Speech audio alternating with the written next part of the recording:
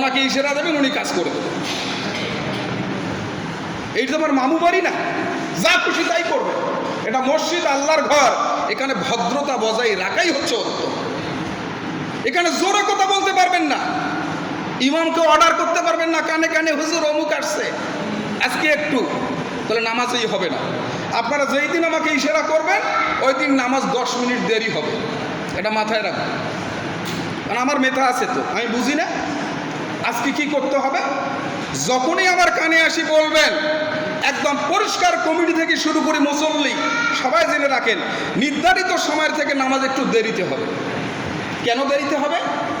মাসালা, আমি যদি কোনো কমিটি কোনো মুসল্লির কথা শুনে নামাজ পড়াই, নামাজটা হবেই না, নামাজ বাতিল হয়ে যাবে।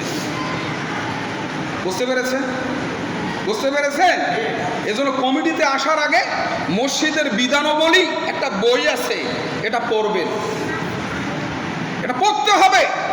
কোরআন জানেন না, হাদিস জানেন না, মাসলা মাসাইল জানেন না, কমিটিতে আসার জন্য প্রতিযোগিতা শুরু করে দেন। চায়ের দোকানে, রেস্তোরাঁ, বিভিন্ন জায়গায় গিয়ে কানে কানে কানমন্ত্র দেন। এবার কিন্তু মুখ সভাপতি বানালাম, মুখ কিন্তু সেক্রেটারি হওয়া লাগবে। কি সভাপতি সাহেব? আমাদের সভাপতি আবার এরকম না, আমাদের কমিটি হলো এরকম না। আমাকে বানান, মসজিদের কি সমস্যা আছে ওগুলা তো কয়েক টাকা, ওগুলো আমি করি দেব। কি বলে?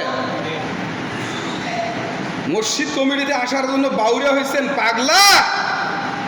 যদি সঠিকভাবে মসজিদের হক আদায় করতে না পারেন, এই কমিটিতে আসার কারণেই আল্লাহ না ঘুরে আপনাকে দোজখে জ্বলতে হতে পারে। এটা আল্লাহর ঘর নিয়ে, এটা আপনার মামু বাড়ি না, যা খুশি তাই করবেন। এটা আল্লাহর ঘর, এখানে আমি যা করব তাই।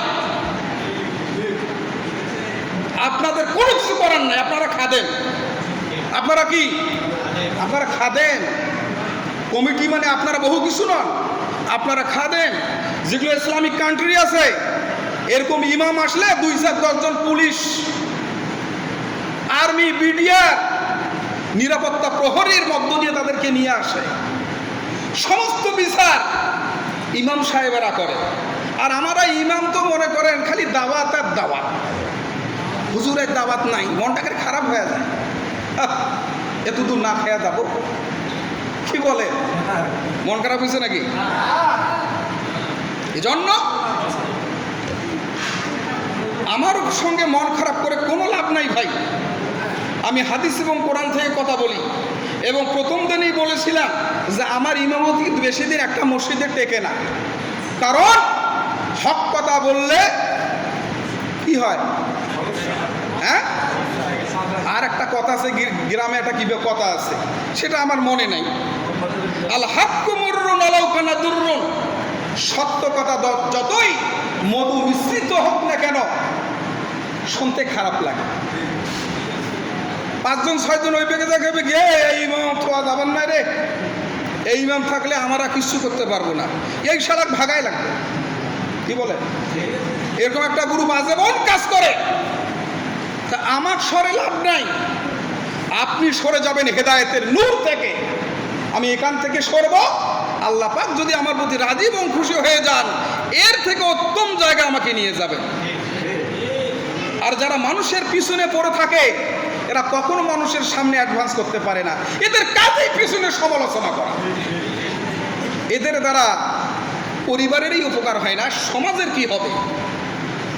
ভালো করে মনে রাখবেন, যারা আপনার সামনে অন্যের সমালোচনা করে, আপনি চলে যাওয়ার পরে ওই ব্যক্তি আবার আপনাকে নিয়ে তাদের সঙ্গে সমালোচনা করবে। সমালোচিত ব্যক্তি একটা বিস্ফোরার মতন। কি? বিস্ফোরার মতন। যারা সমালোচনা করে, যারা গীবত করে, এরা কখনো জান্নাতে যেতে পারবে না, জান্নাতের সুগন্ধিও পাবে। এটা তো আলোচনার বিষয় ছিল